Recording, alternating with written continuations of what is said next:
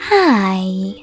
In front of me is the DOOGEE S100 and today I would like to show you how you can change display refresh rate.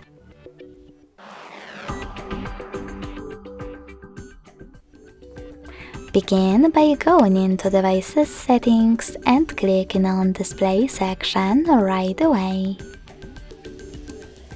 Following that, scroll all the way down and tap on Advanced. Then scroll down again, click on Screen Refresh Rate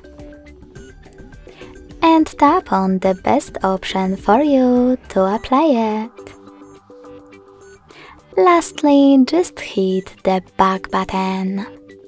So when I do that, as you can see, screen refresh rate of my DOOGEE has changed. Thanks so much for watching. If you enjoyed this video, don't forget to leave a like, comment and subscribe. Bye!